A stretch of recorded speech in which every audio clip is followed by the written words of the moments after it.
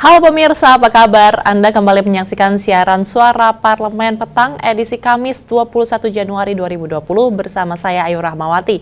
Dan seperti biasanya hari ini kita akan menyajikan berbagai macam informasi mengenai aktivitas dan juga dinamika dari Parlemen DPR RI.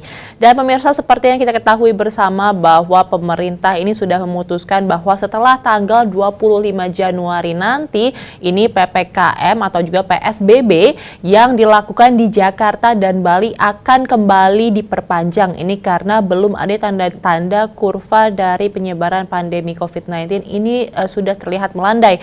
Jadi bagaimanapun juga kita harus tetap menjaga jarak dan juga jaga kebersihan, tetap memakai masker dan pastinya patuhi seluruh protokol kesehatan.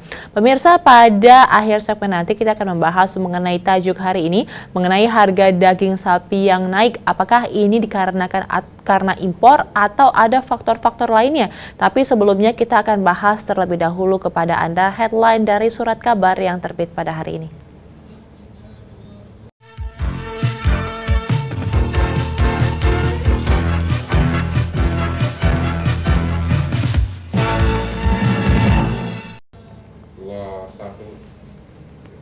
Harian Kompas.com membahas mengenai 871 penyintas COVID-19 di Jateng donorkan plasma konvalesens.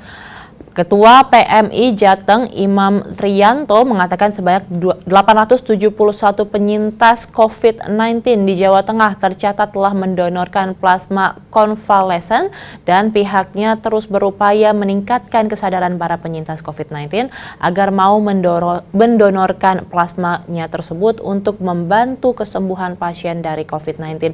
Adapun syarat utama para pendonor itu diantaranya adalah mantan pasien COVID-19 yang telah dinyatakan sembuh dan perempuan yang belum pernah hamil. Dia menyarankan penyintas COVID-19 bisa diambil plasmanya setiap 2 hingga 3 minggu sekali. Ya, ini adalah salah satu pengobatan alternatif selain juga vaksin dari Sinovac itu sendiri yang diharapkan bisa membantu pergerakan antibodi supaya nantinya ini pasien-pasien yang telah terkonfirmasi positif dapat segera kembali pulih. Beralih kepada berita yang selanjutnya, pemirsa, datang dari laman tempo.co. Erick Thohir sebut sejumlah BUMN karya, KAI, dan PTPN punya utang lebih dari 40 triliun. Menteri BUMN Erick Thohir menyebutkan pandemi COVID-19 membuat sejumlah perusahaan plat merah memiliki utang yang cukup besar. Sejumlah BUMN itu adalah PT Kereta Api Indonesia, Persero, BUMN Karya, serta holding PT Perkebunan Nusantara atau PTPN. Erick menjelaskan restrukturisasi utang BUMN menjadi salah satu agenda utama yang dikerjakan sepanjang tahun 2020. Berbekal pengalaman melakukan restrukturisasi utang di PT Krakatau Steel, tantangan yang dihadapi berikutnya yakni merestrukturisasi utang PTPN. Beralih kepada berita yang ketiga, pemirsa, cnnindonesia.com ini membahas mengenai Muldoko ungkap alasan Jokowi pilih Listio Sigit jadi Kapolri. Kepala Kantor Staf Presiden atau KASP Muldoko membeberkan alasan Presiden Joko Widodo memilih Komjen Listio Sigit Prabowo menjadi calon Kapolri. Mantan Panglima TNI itu juga membantah isu Listio menjadi calon Kapolri karena pernah jadi ajudan Jokowi. Muldoko memastikan Listio dipilih karena memiliki kualitas dan rekam jejak prestasi yang baik di Polri. Di sisi lain, Wakil Ketua Komisi 3 DPR RI Desmond Junaidi Mahesa menjawab anggapan bahwa uji kelayakan dan kepatutan atau fit and proper test Listio Sigit Prabowo hanya formalitas semata. Desmond mengakui bahwa gelaran uji kelayakan dan kepatutan memang formalitas. Menurutnya, berdasarkan pandangan 9 fraksi di Komisi 3 DPR, tidak ada yang mempermasalahkan pengusulan Listio sebagai calon Kapolri. Ya, ini kita juga mengucapkan selamat kepada Kapolri yang baru. Kita berharap semoga nanti akan ada beberapa pembenahan dari sistem-sistem yang kemarin masih bermasalah, terutama ini yang diusulkan adalah mengenai tilang digital yang akan dilakukan pada tahun depan. Kita lihat bagaimana nantinya, pemirsa. Dan selain ini kita akan jeda sejenak, nanti kita akan kembali lagi dan akan membahas tajuk hari ini mengenai harga daging sapi naik. Apakah ini karena impor? Tetap bersama kami di Suara Parlemen.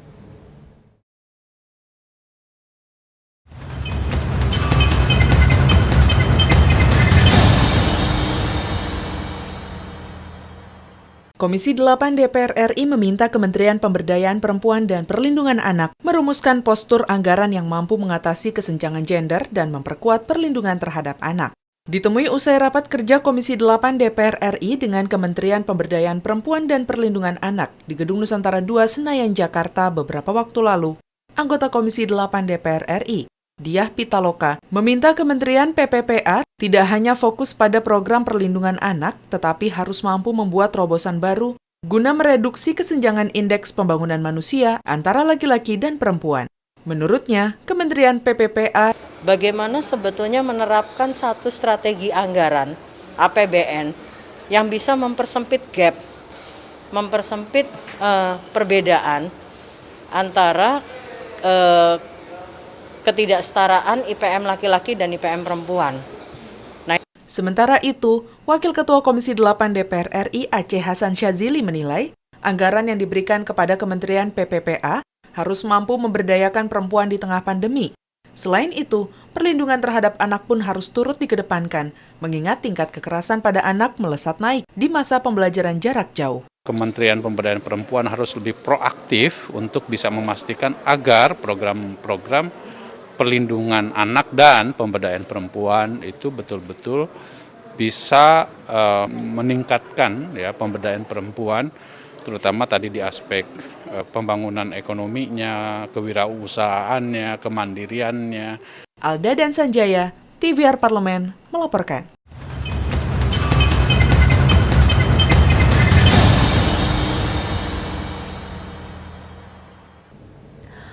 Pedagang daging sapi di wilayah Jabodetabek sepakat untuk mogok berjualan selama 3 hari terhitung mulai Rabu hingga Jumat mendatang. Sekretaris Dewan Pengurus Daerah Asosiasi Pedagang Daging Indonesia atau APDI DKI Jakarta TB Mufti Bangkit mengatakan aksi mogok berjualan itu dilakukan sebagai bentuk protes atas melonjaknya harga daging sapi di rumah pemotongan hewan.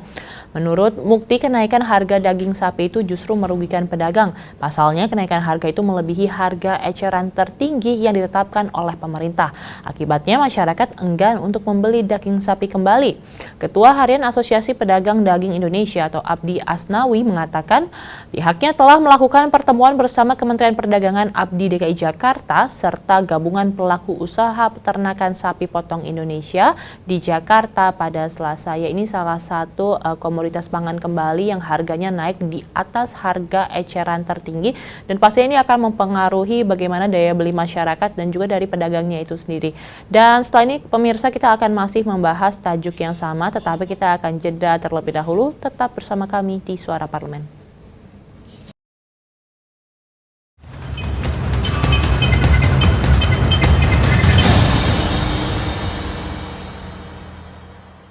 Kebijakan pemerintah memberikan subsidi pupuk bagi petani belum membuahkan hasil optimal. Komisi 4 DPR RI menilai, pemberian pupuk bersubsidi tidak tepat sasaran karena permasalahan data, sehingga produktivitas pertanian nasional pun tidak meningkat secara signifikan. Anggota Komisi 4 DPR RI Sutrisno mengatakan, pangkal utama permasalahan kebijakan pupuk bersubsidi terletak pada tumpang tindih data antara kementerian dan lembaga pemerintah di sektor pertanian. Hal ini seringkali menyebabkan kelangkaan pupuk bersubsidi di lapangan jelang musim tanam. Untuk itu, Sutrisno meminta pemerintah segera membuat sistem data tunggal pertanian, mencakup jumlah petani, luas lahan pertanian, dan kebutuhan pupuk bersubsidi tiap tahun. Itu persoalannya. Ya, jadi bagaimana sistem ini dibangun kembali sehingga petani itu tepat waktu. Pada saat perlu, dia barang itu ada. Juga dari produsen.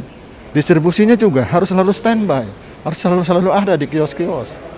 Anggota Komisi 4 DPR RI Sunarna mengatakan, pihaknya mendukung program pemerintah terkait alokasi anggaran dan kuota pupuk bersubsidi dengan menaikkan harga eceran tertinggi atau HET pupuk bersubsidi.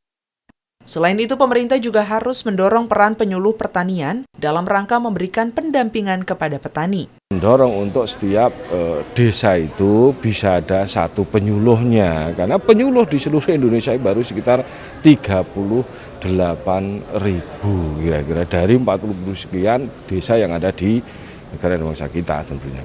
Andri, TVR Parlemen, melaporkan.